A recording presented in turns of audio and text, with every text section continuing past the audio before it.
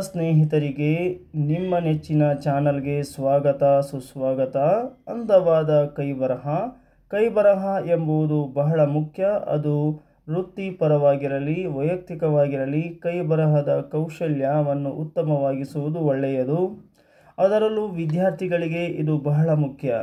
ಅಂತೆಯೇ ನಿಮ್ಮ ಕೈಬರಹವನ್ನು ಉತ್ತಮವಾಗಿಸಲು ಮಾಡಬೇಕಾದ ಕೆಲವೊಂದು ಅಭ್ಯಾಸಗಳನ್ನು ಇಲ್ಲಿ ನೋಡೋಣ. ಮೊದಲನೆಯದಾಗಿ ಉತ್ತಮ ಪೆನ್ನ ಆಯ್ಕೆ. ನಿಮ್ಮ ಕೈ ಬರಹವನ್ನು ಅಂದವಾಗಿಸುವ ಪ್ರಯತ್ನ ಮಾಡುವಾಗ ಉತ್ತಮವಾದ ಗ್ರಿಫ್ ಇರುವ ಪೆನ್ ಅನ್ನು ಆರಿಸಿಕೊಳ್ಳುವುದು ಮುಖ್ಯ. ಇದು ನಿಯಂತ್ರಣ ಹಾಗೂ ಆರಾಮವನ್ನು ಒದಗಿಸುತ್ತದೆ. ಕೈಗೆ ಆಗುವ ಆಯಾಸ ಕಡಿಮೆಯಾಗುವುದರಿಂದ ಬರವಣಿಗೆ ಸರಾಗ ಮತ್ತು ಆರಾಮದಾಯಕವೂ ಆಗಿರುತ್ತದೆ. ನಿಮಗೆ ಸೂಕ್ತವೆನಿಸುವ ಗ್ರಿಫ್ಗಳಲ್ಲಿ ಬರೆದು ಪ್ರಯೋಗ ಮಾಡಿ. ಎರಡನೆಯದಾಗಿ ಗೆರೆಗಳುಳ್ಳ ಪೇಪರ್ಗಳಲ್ಲಿ ಅಭ್ಯಸಿಸಿ. ನಿಮ್ಮ ಕೈ ಬರಹವನ್ನು ಉತ್ತಮವಾಗಿಸಲು ಮಾಡುವ ಅಭ್ಯಾಸಕ್ಕೆ ಗೆರೆಗಳ ಪೇಪರ್ಗಳಿಗೆ ಆದ್ಯತೆ ನೀಡಿ.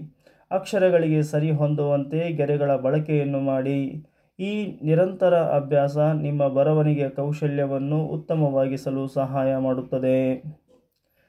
ಇನ್ನು ನಿಧಾನ ಮತ್ತು ನಿರಂತರತೆ. ಆರಂಭದಲ್ಲಿ ನಿಧಾನವಾಗಿ ಹಾಗೂ ಅಷ್ಟೇ ಏಕಾಗ್ರತೆಯಿಂದ ಬರೆಯುವುದನ್ನು ಅಭ್ಯಸಿಸಿ. ಇದು ಬರವಣಿಗೆಯ ಮೇಲಿನ ನಿಮ್ಮ ನಿಯಂತ್ರಣವನ್ನು ಉತ್ತಮವಾಗಿಸಲು ನೆರವಾಗುತ್ತದೆ.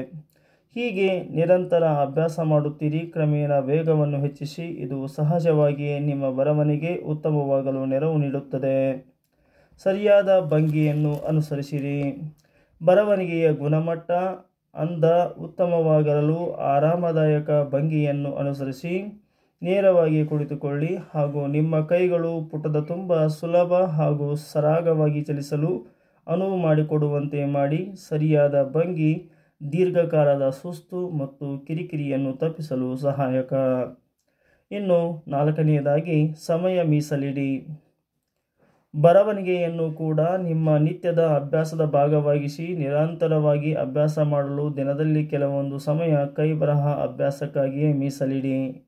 ನಿರಂತರ ಅಭ್ಯಾಸ ಸ್ನಾಯುಗಳಿಗೆ ಉತ್ತಮ ವ್ಯಾಯಾಮ ನೀಡುವ ಜೊತೆಗೆ ಬರವಣಿಗೆಯನ್ನು ಉತ್ತಮವಾಗಿಸಲು ನೆರವು ನೀಡುತ್ತವೆ. ವಿಶ್ಲೇಷಣೆ. ಶೈಲಿಯಲ್ಲಿ ಬದಲಾವಣೆ. ನಿಮ್ಮ ಬರವಣಿಗೆಯ ಶೈಲಿಯನ್ನು ನೀವೇ ವಿಶ್ಲೇಷಣೆ ಮಾಡಿ. ಎಲ್ಲಿ ನೀವು ಉತ್ತಮವಾಗಿ ಬರೆದಿದ್ದೀರಿ ಎಂಬುದನ್ನು ಕಂಡುಕೊಳ್ಳಿ ಹಾಗೂ ಅದೇ ಅಭ್ಯಾಸವನ್ನು ಮುಂದುವರಿಸಲು ನೋಡಿ. ನಿಮ್ಮ ವಿವಿಧ ಕೈ ಬರಹದ ಶೈಲಿಯನ್ನು ವಿಶ್ಲೇಷಣೆ ಮಾಡಿ. ಆಗ ನಿಮಗೆ ಸರಿಯಾದ ಶೈಲಿ ಕ್ರಮದ ಅರಿವಾಗಲು ಸಹಾಯ. ಪ್ರೀತಿಯ ವಿದ್ಯಾರ್ಥಿಗಳೇ, ನಿಮಗೆಲ್ಲರಿಗೂ ಧನ್ಯವಾದಗಳು.